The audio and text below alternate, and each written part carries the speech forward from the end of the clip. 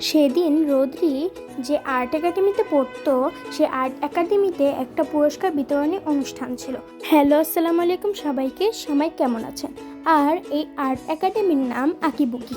আর এখানে drawing teacher হলো আমার বড় বোন।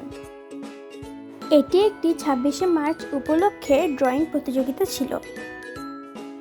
এইটার জাজমেন্টে আপা ছিল না, শুধু হেডমাস্টারই করেছিলেন। প্রথমে সান্ত্বনা পুরস্কার দেওয়া হলো আফসিনকে, যে একজন বিসিএসসি স্কুলের স্টুডেন্ট। পুরস্কারের সঙ্গে সবাইকে একটা করে ক্রাউন ও একটা সুন্দর চকলেট দিচ্ছিল। এরপর থার্ড হয়েছিল দুইজন, রোজাপি আর মাইশা আপু। তাদেরও থার্ডে গিফটটা দিয়ে দিল। আর রোজাপিও বিসিএসসি স্কুলের স্টুডেন্ট এবং মাইশা আপু মণিপুর স্কুলের স্টুডেন্ট।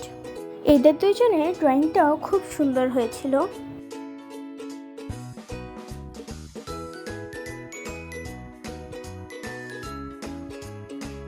এরপর দুজনকে ক্রাউন পরিয়ে দেওয়া হলো এবং চকলেট দেওয়া হলো।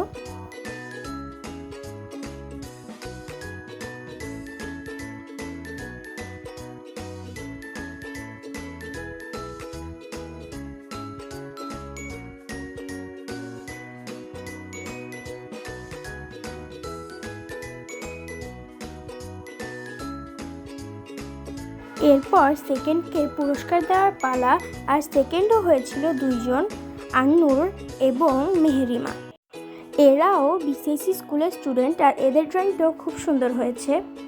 এরপর এদেরকে এদের পুরস্কার এবং ক্রাউন ও চকলেট দেওয়া হলো।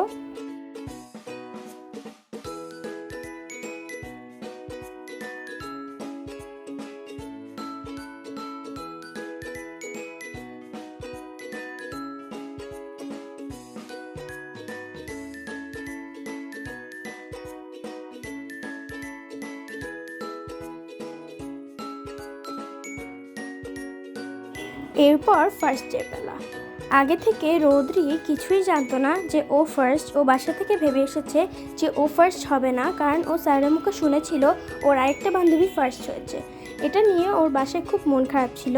কিন্তু ক্লাসে যেয়ে যখন সে শুনতে পারে সে ফার্স্ট হয়েছে, এই কথা শুনে সে পুরস্কারটা নিজের হাতে নিয়ে প্রায় কান্না করে দিচ্ছিল। আর এই ব্যাপারে আপাও কিছু জানতো না, কারণ আপা জাজমেন্টে ছিল না। এটা রোদ্রির প্রথম কোনো ড্রয়িং প্রতিযোগিতায় অংশগ্রহণ এবং প্রথম হওয়া। বাসায় আসার আগ পর্যন্ত রোদ্রির এক্সাইটমেন্টটা যেন অন্যরকম ছিল। এখানে রোদ্রি বসে বসে পুরস্কারটা ধরে কান্নাই করে দিচ্ছিল। টিউশন ক্লাস শেষ করে আমি আর আম্মু রোদ্রির এই অনুষ্ঠানটা দেখতে গিয়েছিলাম। আমাদেরও কোনো ধারণা ছিল না রোদ্রি প্রথম হবে। এই প্রতিযোগিতায় যারা যারা অংশগ্রহণ করেছে তারা সকলেই খুব ভালো ড্রয়িং করেছে। বাসায় এসে আমরা গিফটটা আনবক্সিং করে ফেললাম। এবার আপনাদের জন্য রোদ্রির ড্রয়িংটার একটা ছবিও দিয়ে দিলাম। রোদ্রির ড্রয়িংটা আপনাদের কাছে কেমন লেগেছে অবশ্যই কমেন্টে জানাবেন। তো আজকের ব্লগটি এখানেই শেষ। আল্লাহ হাফেজ, সবাই ভালো থাকবেন।